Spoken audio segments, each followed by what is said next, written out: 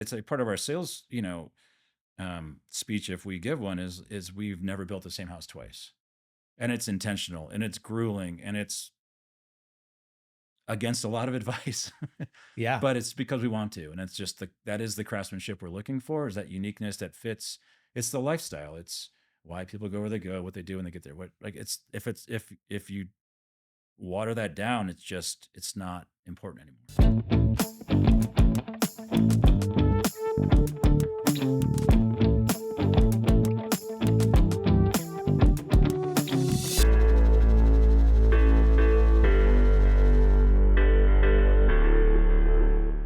Welcome back to the Entrepreneur Studio. I'm Chris Allen, and today we're sitting down with Brad Liber.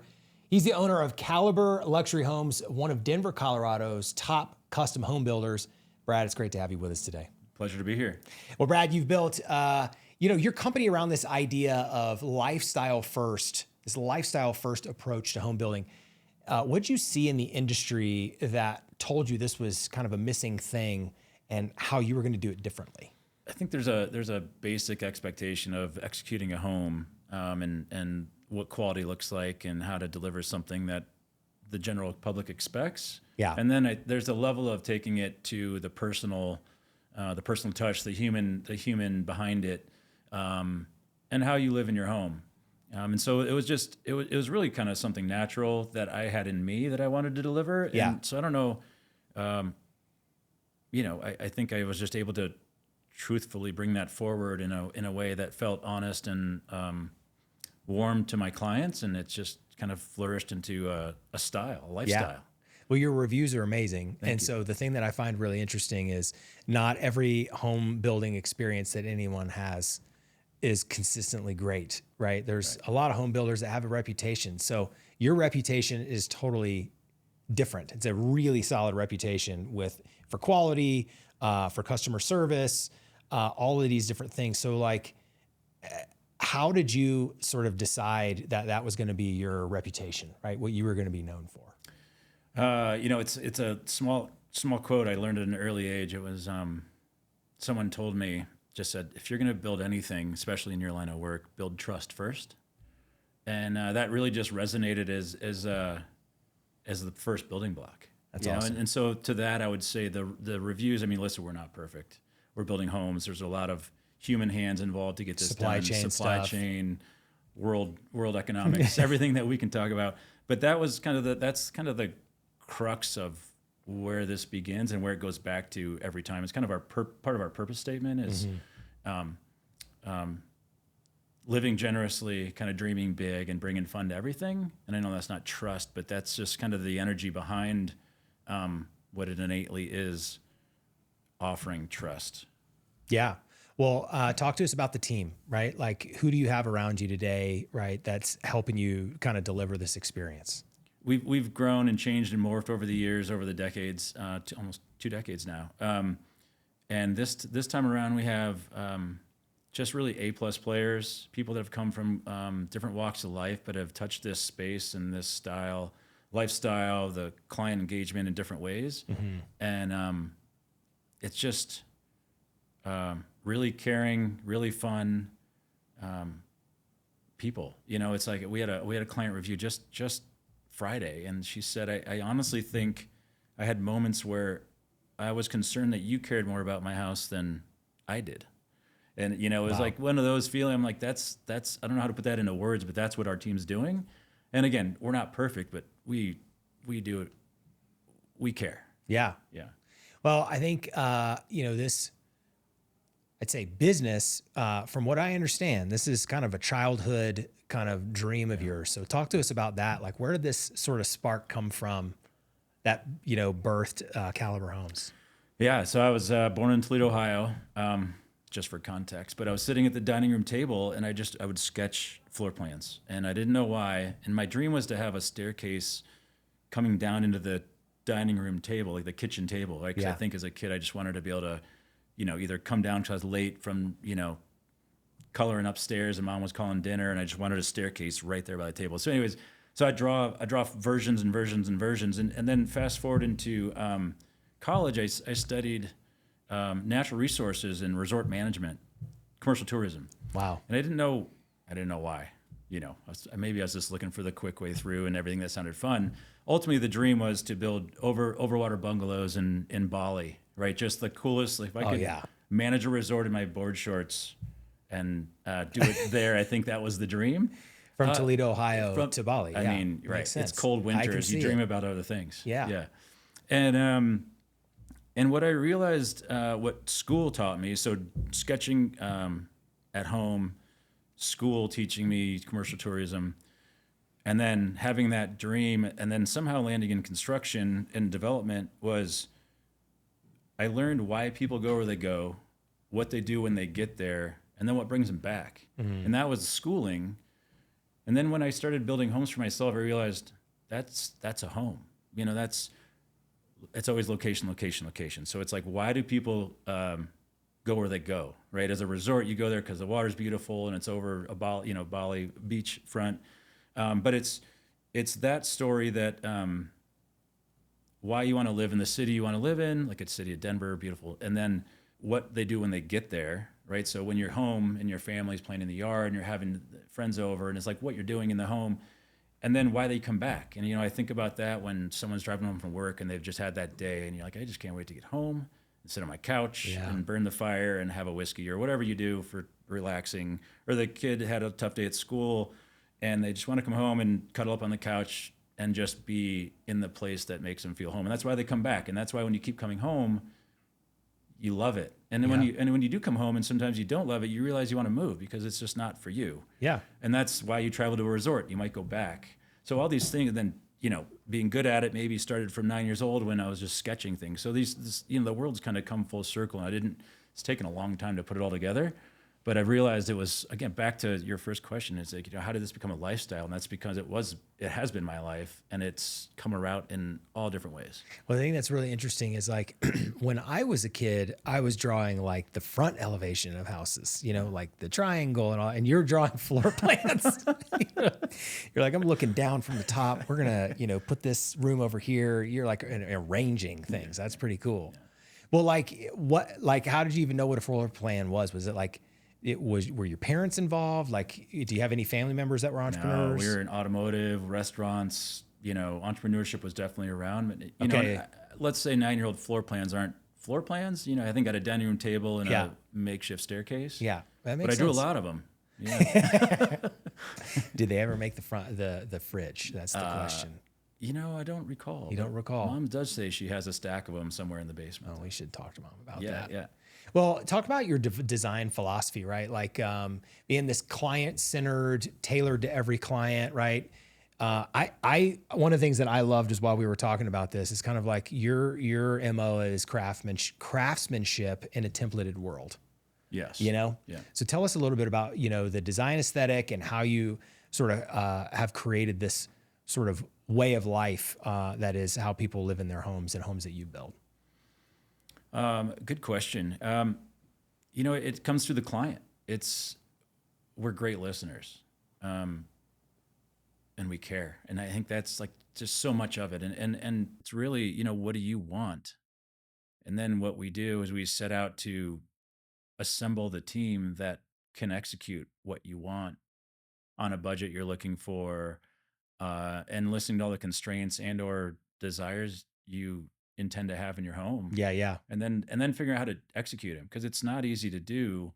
And I think we've been coined in many times the quarterback of the team. Yeah. And oftentimes the architect becomes the quarterback, and we've kind of moved into that seat. And I think it just becomes the inquisitiveness that we bring as a team.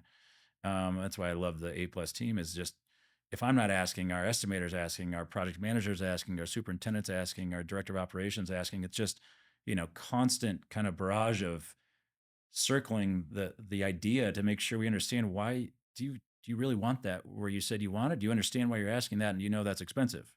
Yeah. Because we can execute it. Yeah. But let's make sure we understand that that's truly what you want. And honestly, more often than not, you kind of flush that out and they're like, oh, I didn't realize that's what that meant. Yeah.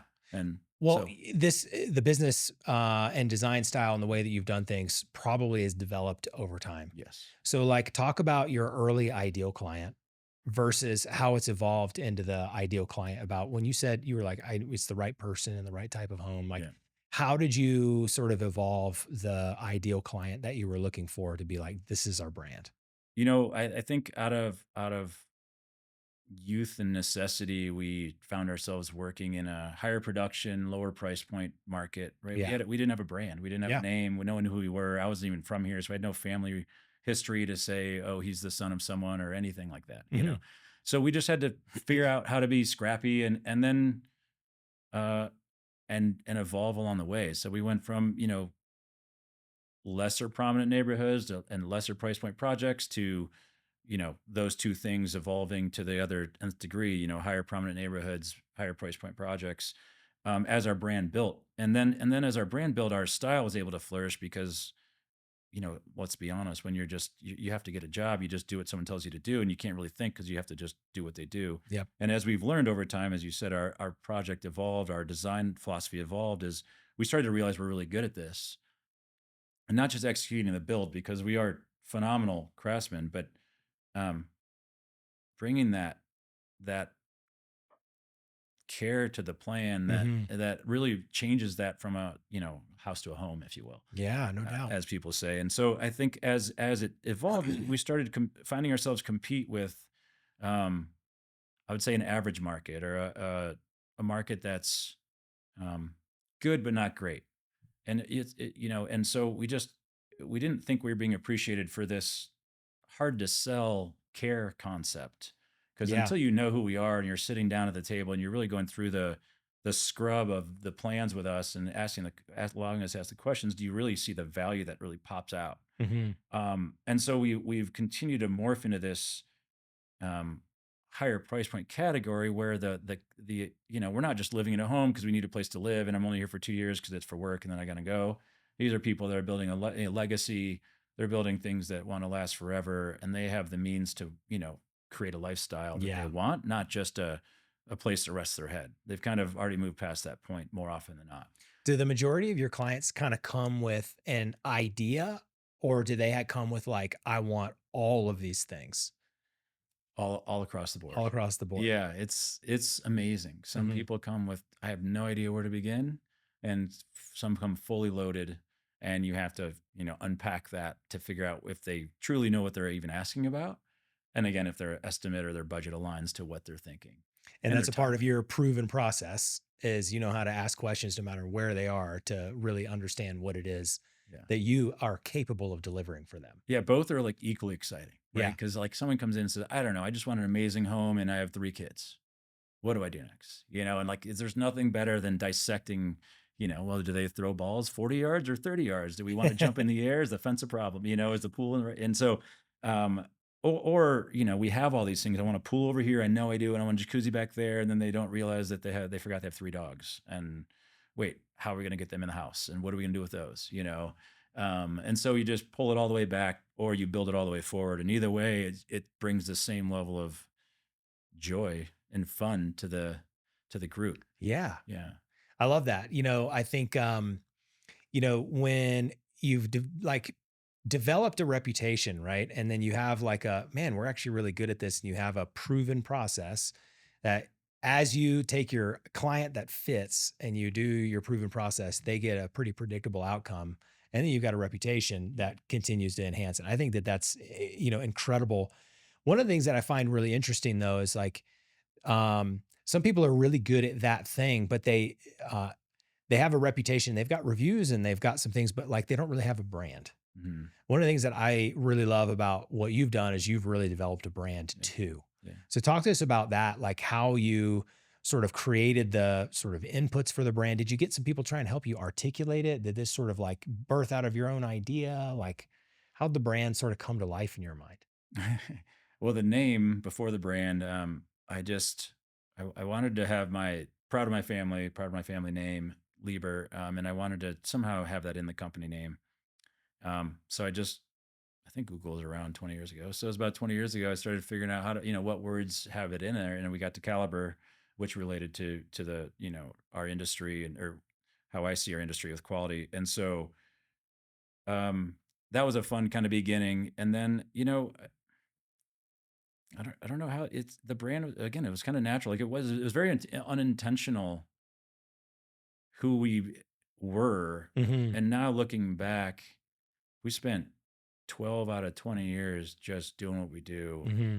And the name was just something we had to get was sit on top of our email or our mail address. Yeah, yeah. It meant nothing. We didn't use it. It didn't carry any weight.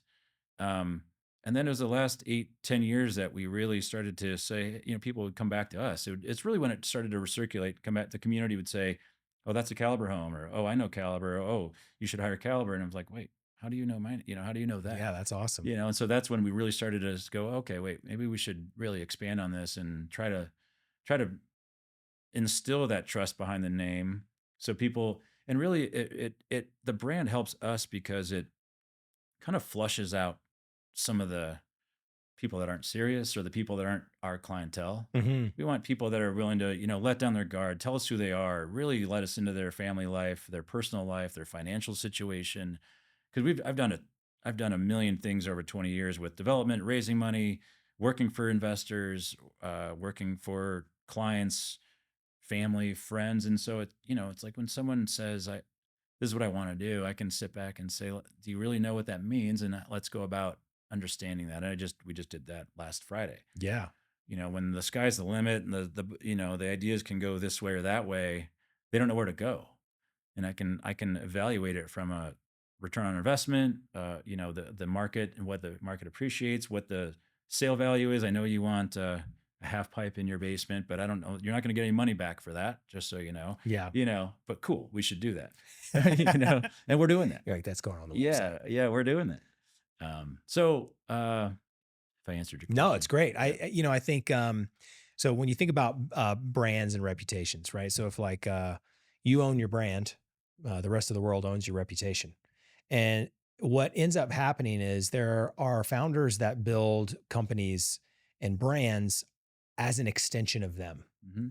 And then what it sounds like what you have done, right, is you had sort of a very natural way of operating.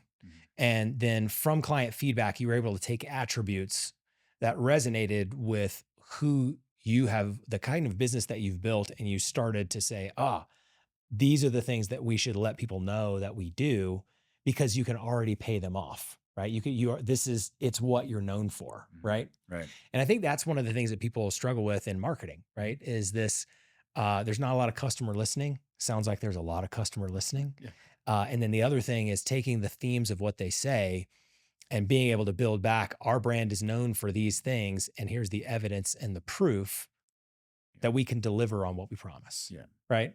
And that's what a brand should be, is that people have confidence in doing business with you, that you will deliver what you promise. Yeah. Right. Very much so. So I think it's pretty awesome to hear, how that kind of came to life for you. I think we talked about the kind of craftsmanship in a templated world. What made you sort of say, you know what, instead of just taking some of these plans that you've done and stamping them out and becoming a land developer and then saying, now we're going to stamp and repeat all these things and people can sort of pick out the templated things. What made you pick the direction that you went, which is custom quality homes versus templated? Even what you were building was really cool. Yeah. Well, it goes against a lot of advice. A lot, a lot of advice has been, you can do that more efficiently if you just do it again. You'll learn and it'll be more efficient and you'll know your mistakes and you won't make them again. And I said, yeah, that's not That's not important to me. That's, we want it to fit. We kind of say here in the city where you have restrictions on lot size and things, we have every lot has topography, trees, and sun perspective. And in so many ways, the house needs to fit in and around those things. And you'll know that it's clear as day when someone takes that other set and puts that set of plans on this lot, because it makes no sense why it is what it is. Yeah. It's too high, it's too low, the trees are in the way, it doesn't face the sun, all the things are wrong, and you just know it's on repeat. And that would be like gut wrenching if someone could observe that about my project. I just couldn't allow it. Yeah. Yeah. And so I do. We make a point. It's a part of our sales, speech, if we give one, is we've never built the same house twice. and it's intentional and it's grueling and it's against a lot of advice, Yeah. but it's because we want to. And it's just that is the craftsmanship we're looking for, is that uniqueness that fits. It's the lifestyle. It's why people go where they go, what they do when they get there. What, like, if you water that down, it's not important anymore. Yeah, yeah. Well, that's kind of there's a couple of things in there. Like, is that because of your interest in people, or is that because of your interest in the types of projects, or both? You know, both. I think it stems from like upbringing. It's just taught to, whatever you do, just do it with all your heart and do it with all your focus. And so, don't kind of lose yourself in the bigger picture.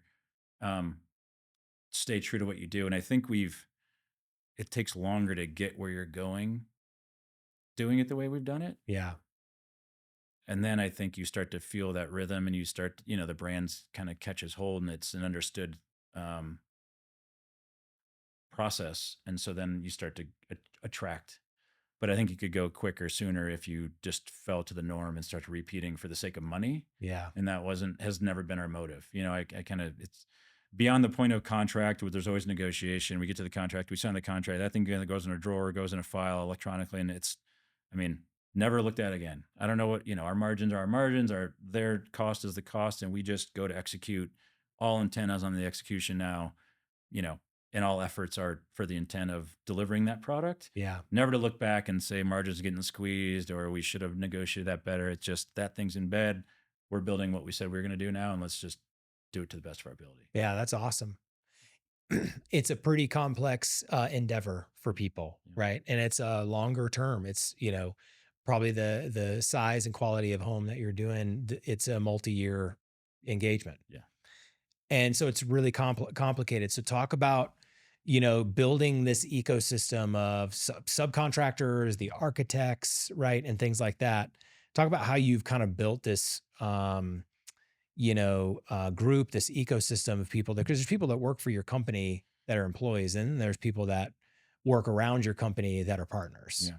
right? So Yeah. tell us about how you've built those relationships and how you've kept good ones over the years. Yeah. Early on, I was fortunate. I worked for one of the national large home builders when I started. It's kind of how I cut my teeth. And just in that breath, I was able to be introduced to a lot of sub trades, vendors, suppliers, artisans along the way. Hmm. And so that gave me a really good basis of starting point, and some being a basis of that is not the quality I want, and some is that's absolutely who I need. And so it initially gave me kind of that first uh, play a hand, if you will, at not starting from zero to not Yeah. know how to balance. I kind of I already had that sheet of what 0 to 10 looked like, and I had a bunch of fives and sevens and eights, and I needed some more tens, and I needed to shuck the fives, you know. And so then along the way, it was just, people find us, we find them. It's pretty organic in this industry. Eh, it's 20 years ago was a very different story on how we all met each other Yeah, versus yeah. today in technology. So it was a lot of, you'd drive around and you'd look at cool projects and you'd find vans with signs on them, and you'd give them a call and say, hey, if you're working there, I think you're probably the style of work I want. And then retaining them was a different story. Um, we actually interview our subs, um, survey them, I should say, not interview them. We survey them consistently because we want, it's important for us to be the builder of choice, right? They can park up and down the street and work for any builder that they No want doubt. to, but we want them to come to our job site and be happy to be there. And so the feedback we get is that it's a fun environment. And that's kind of the story that we like to run as a business. Is it's just fun because it's grueling. It's years of work. Yeah. Um, it's trying, it's expensive, the risks are high, the execution's high, but we just have a good time doing it. And so our feedback from our subs is, well, one, which is important, we pay timely, we pay quick, consistently, and our information's ready, our projects are ready on time, and then our subs are they have fun out there. We're not out there Yeah. screaming and yelling at them. Some people want to, drop the finger and point and yell, and we're just doesn't get you anywhere, as it does in any industry in life. It's a relationship and it's a partnership. Yeah. Uh, and for the, person that's hired you guys to build the house, um, It is a complex endeavor. So how do you sort of manage the complexity for them so that they don't have to necessarily feel all of what you're sort of dealing with in order to deliver the product? Yeah, that's the lifestyle that, we continue to move into a little bit deeper and deeper every year as we kind of gravitate towards that ultimate goal, which is a little bit elusive, but just higher and better always. We're amazing communicators, and I think that that's it's like, it's kind of this. It's a really complicated job, and it's really pretty simple all at the same time. Just communicate Hmm. the good, the bad. You communicate it fast, just like the good news. We share it all. We're fully transparent. Every dollar, every penny gets exposed. Every single penny in the millions, and it's just and so communication has just been the root of what we do, and we do it frequently, and we do it before we're asked for it. So it's not just, hey, you responding to a question. It's, we're telling you something before you're wondering. So when the wonder isn't over dinner, you're already showing your friend the pictures we sent you and the story of what's going on next week. And that's like where they feel, that's where they feel like this is fun, and they have confidence, and because their buddy's like, wow, your builder's doing that for you? Like, I can't get anyone to do that for me, And so that's Yeah. where they flip from being suspect to, ally. They're Yeah. kind of like, all right, like, then they Advocate. trust advocate. They get what you're saying. They trust what you're saying because you're just there toe to toe with them. So Yeah. it's really communication. That's awesome. Yeah. So you're saying, hey, here's here's what just happened and some evidence of it. Here's what's up next, right? And even like here's what's in the way and Yeah. what we're working through. Yeah. But you don't have to worry about it. Yeah. Yeah. Don't even worry about it. Right. And we'll tell Man. you what you need to know when you need to know. We meet, in a consistent basis every few weeks or whatever the project deems. So they know what's coming. So they can kind of sit on their thoughts and their ideas. If they're anxious about something, they know they're going to meet us on Wednesday. They know they're coming. They have 2 hours to flush out all their thoughts and feelings. And we walk around, and we'll throw up a little fold up chair in the corner of their bathroom or their bedroom or their kitchen table, and here we are. Does that feel right? Yeah, this feels pretty good. That's awesome. So it's just fun. We just have a great time doing it, and it doesn't need to be. It's really complex, and it doesn't have to feel that way to the client. Yeah. Well, what like when you think about the last 20 years, like what are you like really proud of? Our reputation, it just we don't waver off who we are. Hmm. We just, again, we're not perfect. We've made mistakes. We've had issues. Not every client loves us, although most do. But that's life. I mean, personalities are amongst a bunch of people. It's hard to make everyone like you. Very much so. Yeah. But our reputation, um, it's kind of everything. We get to go where we go. We're proud of our name. We say it, you know, chin high. And it doesn't seem like there's anywhere in town I wouldn't be excited about who I am and what we've created as a company. And I think that is just, it's fun to appreciate the question, because it's Yeah. fun to reflect on it. Because I don't, you don't, you kind of keep charging forward through life, and you don't look back on things. And Yeah. I think that's, um, my wife just texted me earlier, and she said, "I'm really proud of you." And I'm like, that's just like, I love that. Right. Like, Yeah. it's just, so I'm just proud of like who we've become, That's and awesome. where we were. I didn't know home building at all. Zero. It wasn't even my family. I never even heard the word, like, Yeah. growing up. And now you built like 200 of them. Yeah. Yeah. Plus, yeah, yeah, That's yeah. So awesome. yeah, Well, for the entrepreneur listening who wants to build something high quality and wants it to be relationship driven, what's like the first thing that they should keep top of mind? I think the root of it all is just try. And if you try hard, you're gonna, you might the road might not be straightforward, but you'll bank left, and you'll end up where you're supposed to be. It's kind of how my life ended up where I am today at this Hmm. point. Um, yeah, just if you love it and you're passionate about it, and there's that kind of that internal burn for it, just don't hold back. It's the coolest, craziest experience that I would never give back, That's or awesome. try differently. Yeah. It's awesome. Well, it was cool to hear what your wife said to you. You should feel absolutely proud of what you've built. Thank you.